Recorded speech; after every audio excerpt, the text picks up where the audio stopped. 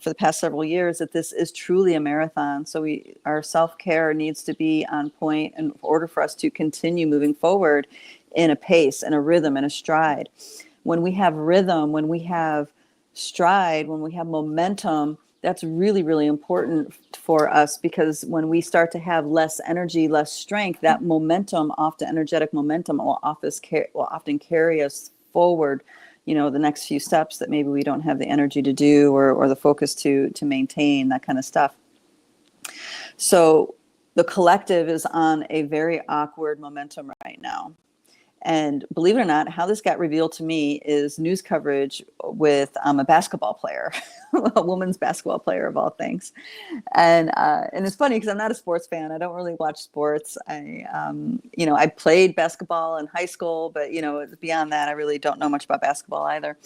But what I am noticing is the carefully crafted narratives that all these different supposed independent podcasts are doing. It's almost word for word, which means to me that a lot of people are using AI these days to cultivate their commentary, and there's lack of originality going on. But also they're all getting organized by something that is rewarding them for repeating the narratives over and over again.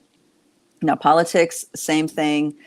Everything that we see on electronic device, without exception. It doesn't matter if it's on YouTube, or if it's on Rumble, or if it's on Signal, or if it's on Telegram, if it's on, the mainstream news, on cable news, nothing like that. All of it.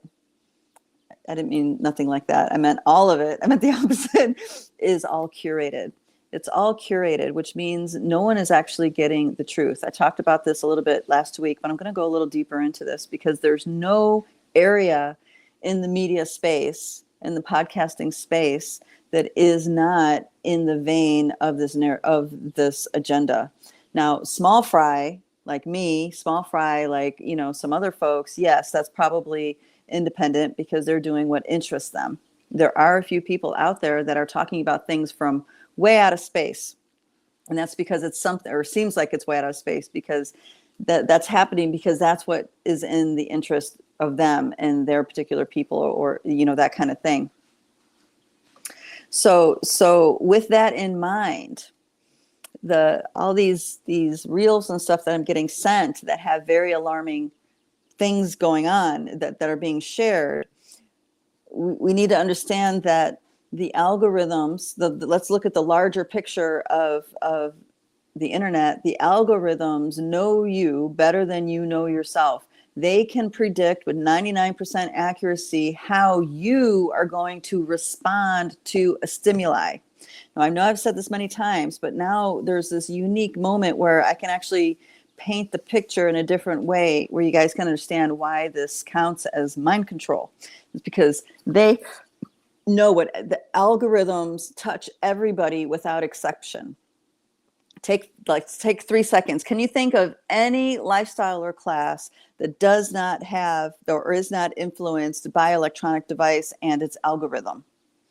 Just take a few moments, brainstorm. Okay, maybe there's some poor schmo that has no telephone. Okay. But they also talk to people who do have telephones. They have talked to people who do watch YouTube. They also, you see what I mean? So there's maybe that potential. Maybe there's some tribes off in the wilderness that never look at their phones. Okay, there's those guys. There may be your 90-year-old grandmother, right? But I don't know about you, but my 90-year-old grandmother had a cell phone, was on the internet, knew how to use email, right? So that's like a 50-50 shot.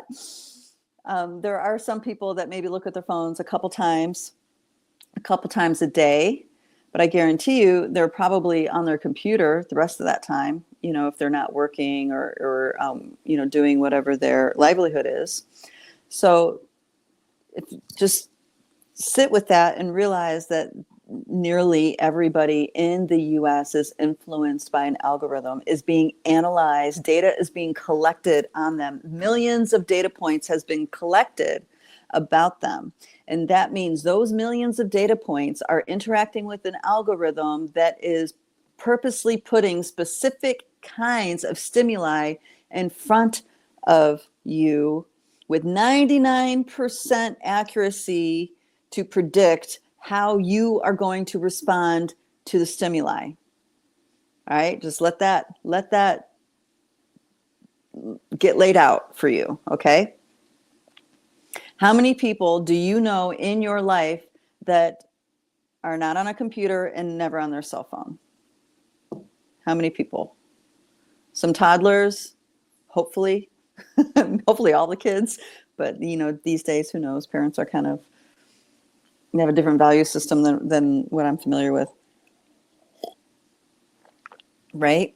So data points are being collected on everybody, old, young, middle of the road, rich, poor, powerful, weak. They all have millions of data points collected on them. They all have a profile in the field, yeah, thank you, Sue, 0, right? They all have a profile within the collective field, the Google field, the whatever field, right?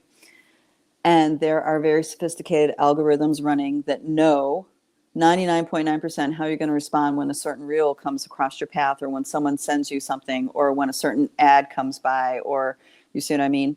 99% accuracy. All right.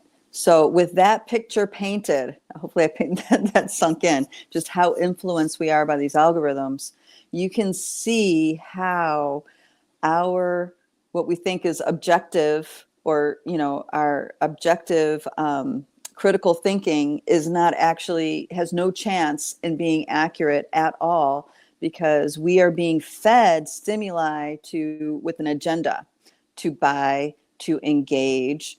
Okay. There's bots in social media conversations purposely there to trigger and argue, right? So that's engagement. So there's an agenda to engage, and consume. When that level of predatorial, I'm going to call it predatorial stimuli, is happening, there's no way we can actually have an objective, critical conversation. We can't have enough data, or the certain kinds of data, to get to a critical thought pattern, to come to an objective perception.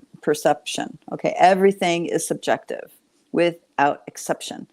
And the always and never, I've never liked that, but in this particular case, the technology has advanced beyond what people understand to such degree, it's pretty airtight. As dear sister Susan pointed out, 0 people, and she knows a lot of people, are not influenced by their cell phones or computer. Okay, so this is a really big deal, because there is a market to trigger us. There's a market to have us think a certain way. It doesn't matter if it's left or right. It doesn't matter what side of the spectrum it is. What matters is that you are sticking to your guns. You have your opinion, you're sticking to it no matter what. That's what matters. Okay. So it's all about keeping people in their factions, so to speak, and there's no crossover, or very little crossover, right? So you can pit people against each other at will when it's convenient.